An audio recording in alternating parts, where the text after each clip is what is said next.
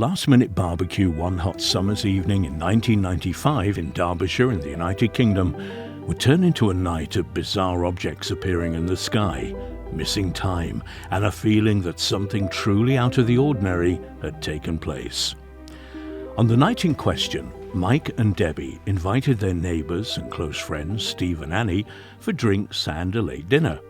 It was just before 10 p.m. when Mike lit the barbecue. Around 30 minutes later, the food was cooking on the open flames, and the two couples were sat enjoying a glass of cold cider. Then, the evening took a strange turn. Suddenly, as if from nowhere, a large disc-shaped object appeared just 20 feet above them, hovering. They each looked up at the bright white lights that were spinning in an anti-clockwise direction on its underside. As they looked on, a doorway suddenly opened in the object, and a strange column of light stretched down towards the ground. Immediately, time seemed to slow down for the witnesses, as if they had entered some kind of mysterious temporal vacuum. The next thing they realized, the object was moving slowly away from them. Within minutes, it had disappeared into the night sky. Each of them began to feel intense waves of nausea, as well as equally intense stomach pains. When Steve looked at the barbecue, however, a feeling of both confusion and fear shot through him. The barbecue had almost gone out, and the food was all burnt to a crisp. When he looked at his watch, it was just short of midnight. What had seemed like only several minutes had been almost 90 minutes. The neighbours made a call to the local police to report the incident. After attending the property to take statements from the four friends, the officers would pass the details of the incident to former police detective turned UFO investigator Tony Dodd. Dodd would agree to investigate the case, and ultimately he had the four witnesses separately undergo hypnotic regression. They all told the same initial story. They had first noticed the light in the sky shortly after lighting the barbecue and sitting at the garden table. To begin with, it was way off in the distance and appeared to be nothing more than a bright star. However, within moments, it had grown larger and was clearly approaching them. The object was metallic and round, with a dome-type structure on the top.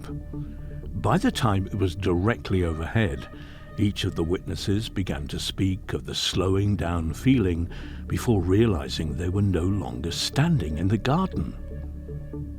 Debbie would recall looking up at the object before turning to Annie, who was also stood looking up at the rotating lights. Debbie recalled that the lights were so bright that they were hurting her eyes.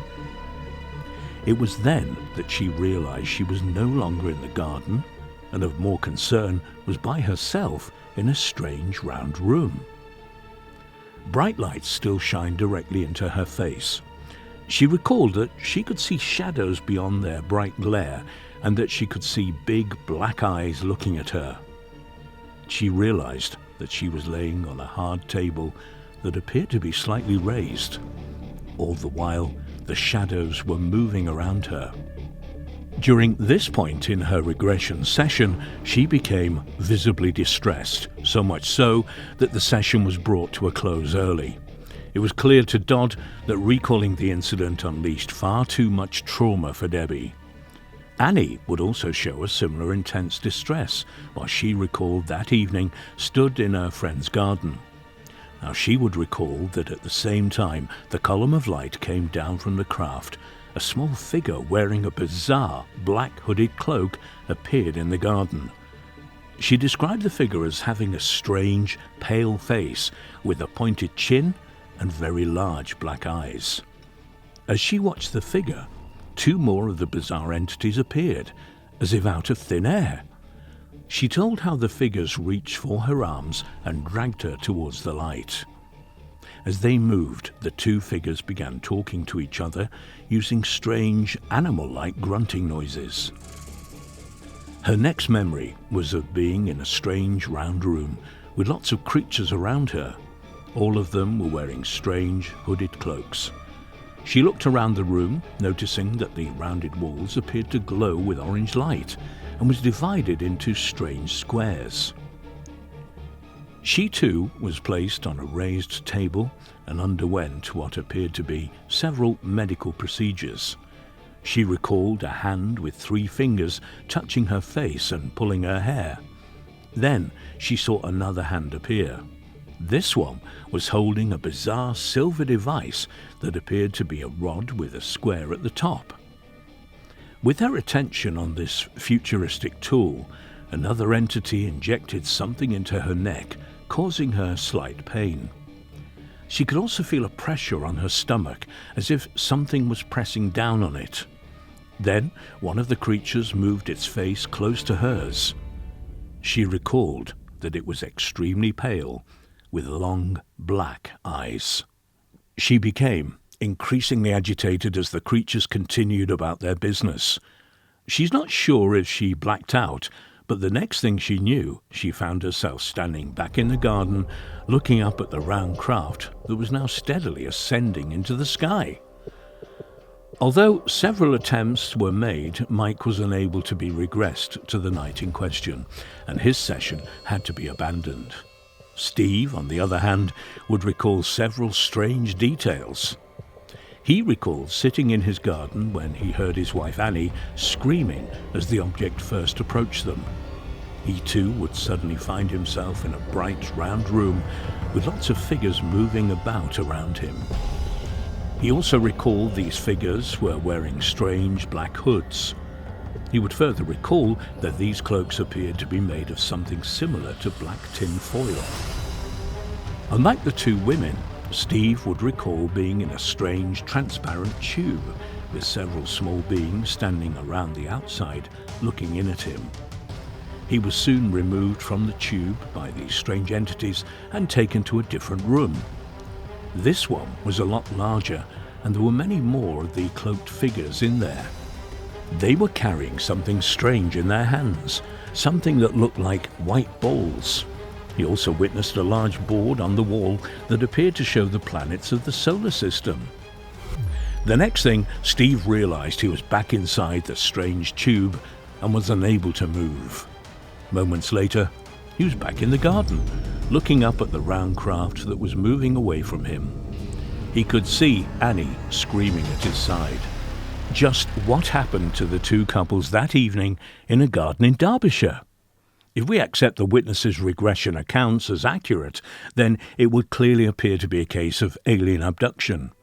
Was this a targeted incident, or were the 4 witnesses simply in the wrong place at the wrong time?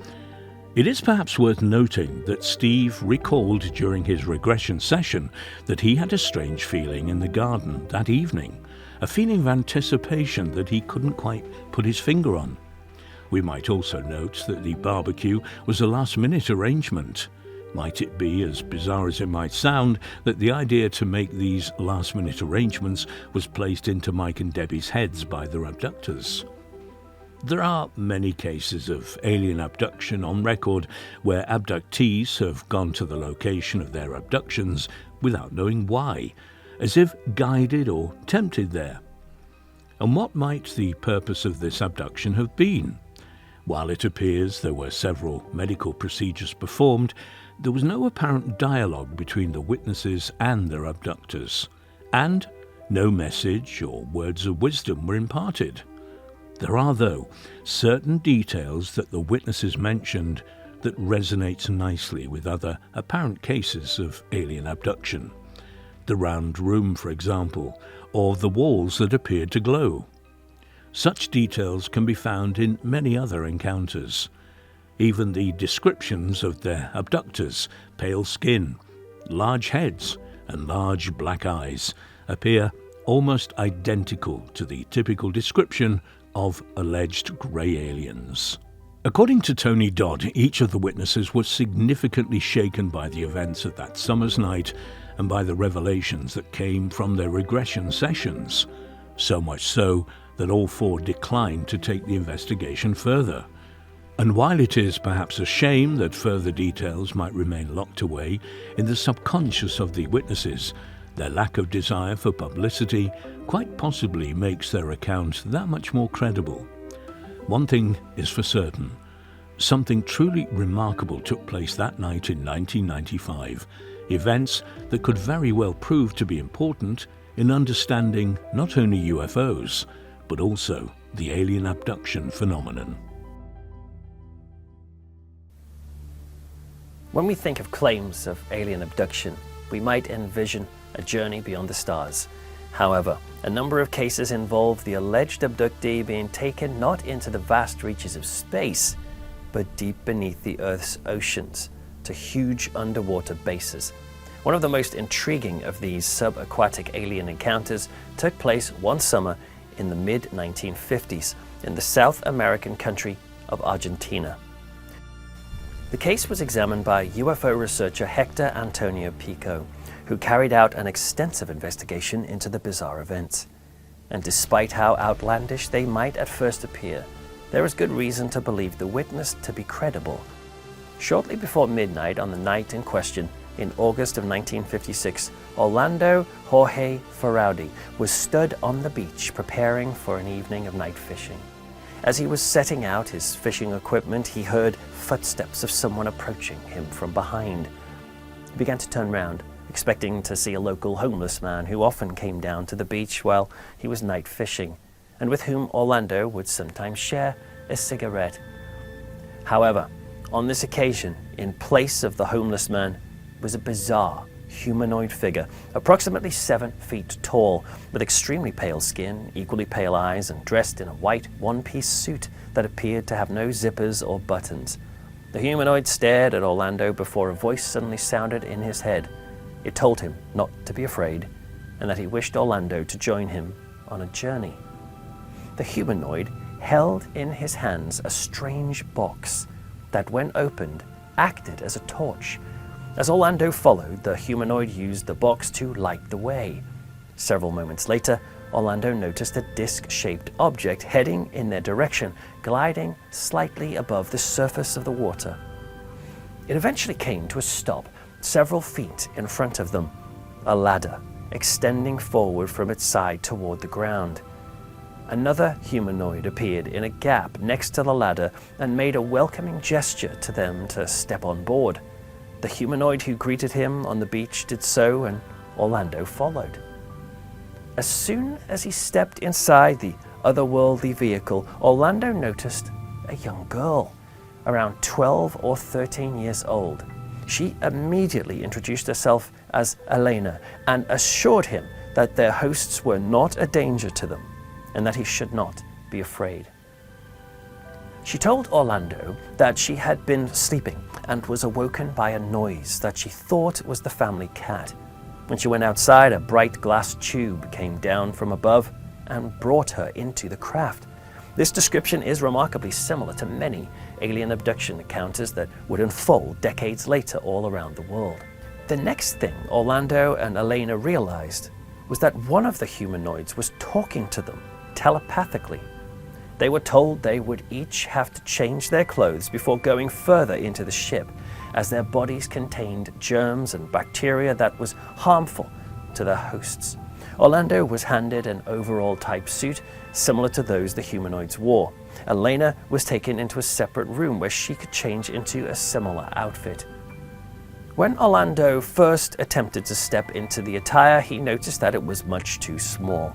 However, to his surprise, the material expanded of its own accord, allowing him to step into it before it automatically adjusted so that it hugged his entire body.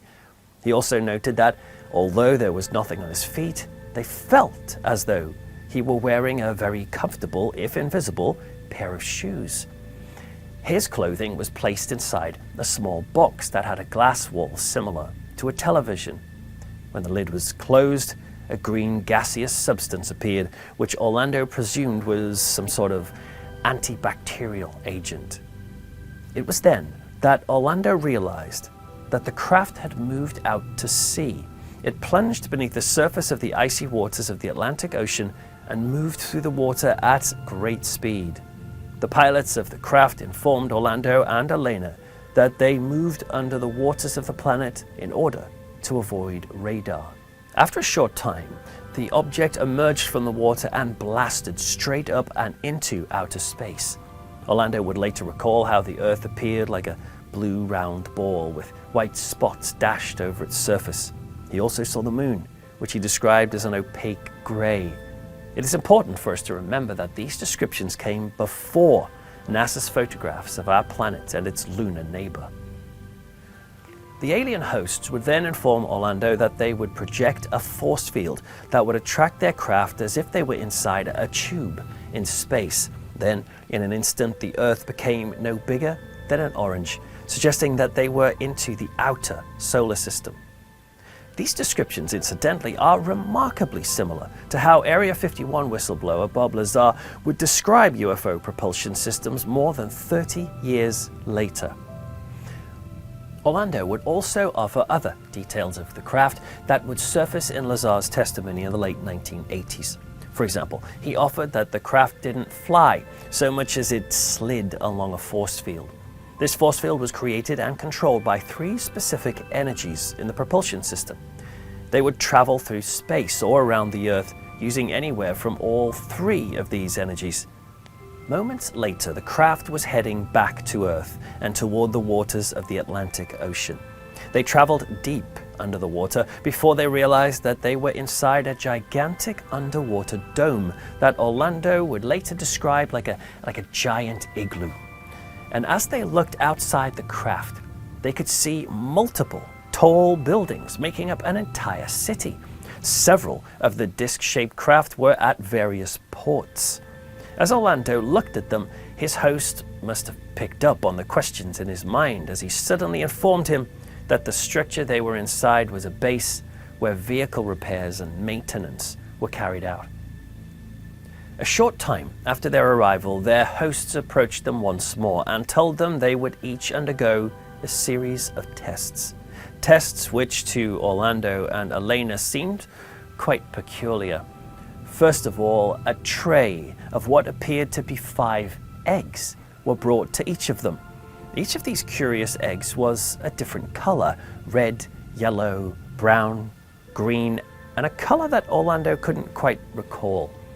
They were instructed to eat each of the eggs, and in between each one, to take a drink of clear, thick liquid. Orlando would recall that both the eggs and the drink were both completely tasteless. Following this, they were both asked to lay on a long table with their head placed in a U-shaped pillow with lights that matched the color of the eggs around it. Almost as soon as they lay down, they were both fast asleep. They were not sure how long they slept, but when they awoke, Orlando and Elena were amazed to discover that they could, temporarily at least, read each other's minds. The aliens also told Orlando and Elena that they had reactivated their pineal glands, telling them that this gland was the only legacy that remained of them on Earth. There was also a final, thought-provoking twist in the account. Orlando would claim that his alien hosts had imparted ample medical information into his mind. So, what should we make of the enthralling account of Orlando Jorge Ferraudi? Those who have investigated this case claim that he is a very credible witness, and he never once wavered from his version of events that night in the summer of 1956. What's more, many of the details he offered sit neatly with other accounts that occurred many years later. If we are to accept Orlando's encounter as genuine, then we might do well to ask ourselves, could at least some of the answers to the UFO mystery be found not in the depths of space, but in the depths of our very own oceans?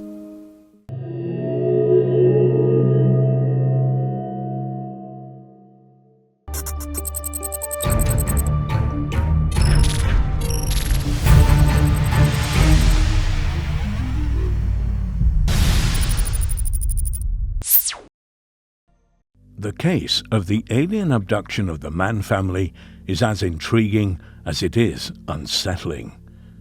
Taken from their car on a lonely road, initially the family had no memory of the incident. It wasn't until they underwent hypnotic regression that they discovered the terrifying truth. It was an encounter that would eventually make both the local and national news. On the evening of June the 19th, 1978, John Mann and his wife Gloria and their 2 young children, as well as John's sister Frances, were driving home from Reading in Berkshire to Brockworth in Gloucestershire, in the south of England. They had set off at just after 9:30 p.m. and had expected to be home around 11 o'clock. It was a journey they had made many times before, and they knew the route well. It was a little after 10 p.m. when, with the 2 children sleeping in the back of the vehicle, the 3 adults suddenly noticed a brilliant, bright glow in the sky in front of them. They continued to watch it over the course of around a mile or so before John decided to pull over to the side of the road so that he could get out and take a closer look. Almost as soon as he had left the vehicle, a red light appeared at the side of the white light, each of which were now getting larger as they got closer. John could also hear a strange swishing sound, as well as a noise similar to a train's wheels going against the track. By the time the lights were almost overhead, it was clear to John and his passengers that these lights belonged to what appeared to be a solid, disc-shaped craft.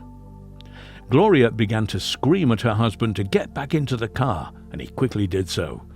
John brought the engine to life and drove off as fast as he could. However, bizarrely, he suddenly realized that he was no longer on the same road. Now, for reasons unknown, he found himself driving the car down a small, windy road, sharply lined with hedges. What's more, John had a strange feeling that the car was driving itself, and that his hands were merely resting on the wheel. Even stranger, after coming around a particularly sharp bend, they were suddenly on a different road and were approaching the town of Farringdon, even though he had no memory of how they had arrived there. John quickly came to his senses and took full control of the car. They continued with their journey, noticing that a strange ball of light appeared to be following them. It remained in sight until the family was almost home. When they did finally step inside their house, they realized it was well after midnight instead of 11 p.m., the time they had expected to arrive home. There were almost 90 minutes that the 3 adults simply could not account for. While Gloria prepared the children for bed, Frances, more than unnerved by the whole affair, insisted she wished to drive home that night instead of the morning and promptly left. Although he didn't mention the missing time, John would contact nearby RAF Bryce Norton to report the strange object. The following day, he attempted to locate the twisting, winding road they had driven on the previous evening, but he failed to do so. He also attempted to find the location where he had brought his car to a stop. Again, he couldn't, and John suddenly began to wonder if they'd had some kind of group hallucination. However, the strangeness continued. Both John and Gloria discovered bizarre markings on their bodies that looked like some kind of heat rash. When they asked Frances if she had noticed anything since that evening, she too revealed similar markings on her body. Even stranger, each of them had a strange bruise just below their right knee. None could recall how the bruising might have occurred. They still made every attempt to forget about the strange encounter, but then the man's daughter, Natasha, began having terrible nightmares, leaving her unable to sleep. She would tell her parents that she dreamt of strange people with funny eyes staring at her, and that some of these strange people had taken her parents into another room.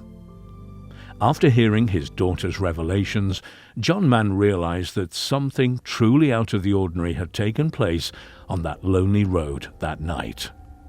He convinced Frances to undergo hypnotic regression with him so they might find out what had happened to them. Hypnotherapist Jeffrey McCartney would perform the sessions. John recalled that shortly after driving away, a huge saucer-shaped UFO had landed in front of the car, forcing them to stop. The next thing he knew, they were walking into a strange mist. He noticed several tall figures, each wearing a tight-fitting silver metallic suit and balaclava-like helmets, walking toward the car. They reached inside and took the 2 women and children, and had them walk into the strange mist also. They were then guided towards a strange column of light. When they stepped into it, they were lifted into the air and towards the craft, which now hovered at around 100 feet above the ground. In an instant, John found himself in a huge room with more of the strange entities around him. He was then guided into an adjoining room where he was sat in what appeared to be something very similar to a dentist's chair. A bright light was then shone directly into his face. There were two of the tall entities in the room with him. One was examining him closely, while the other was standing to his side, pressing buttons on some kind of desk. Then the figure examining him brought something down from the ceiling, and everything went black. When he awoke, a tall man had joined the other two creatures and appeared to be talking to them, although it was not in any language he could recognize. Then the man walked over to him. He spoke to him in English, assuring John that no harm would come to him or his family. He then informed John that they were prepared to bargain the ship's technology in exchange that they could live on Earth. John recalled being shown what appeared to be a film that was from a pilot's point of view. They were flying over a desolate landscape that appeared to have been ravaged by war or a disaster of some kind. This was, he was told, a film of this extraterrestrial's home planet following a devastating, life-changing incident. Frances, who was hypnotized completely separately from John, also recalled seeing the exact same film. She claimed she was told that two planets in the aliens' planetary system had collided with each other, sending showers of meteors towards their own planet. One of these struck a nuclear power station, which in turn left many dead, and the planet largely uninhabitable. Those who could left on a huge mothership, from which several explorer ships were launched into various parts of the universe in order to seek out planets they might be able to live on in exchange for technology. Also of interest, both John and Frances recalled being given colourless, fizzy drinks, which they were told they had to drink before leaving the ship. This was, their captors told them, so they would forget the incident, so they would not be exploited. What was meant by this exactly is not known. This detail of being given such a colourless, fizzy liquid is one that shows up in many other accounts of alien abduction and perhaps lends the Mann family a little more credibility. Their statements made under hypnosis were examined by many doctors and UFO specialists in the months following the incident. All expressed how remarkable it was that they matched each other's almost entirely. What's more, they were convinced that they were telling the truth. Even more remarkable was the statement given by Natasha. Although she was not under hypnosis, she told what she recalled of the encounter separately from her father and aunt, and this statement matched Frances and John's exactly. It is perhaps interesting to note there were several other strange alien encounters in the United Kingdom in 1978 that had almost identical details to the Mann's encounter. In February of that year, a witness referred to only as Mrs. G from Devon would claim she was abducted by alien entities from her back garden while hanging out her washing.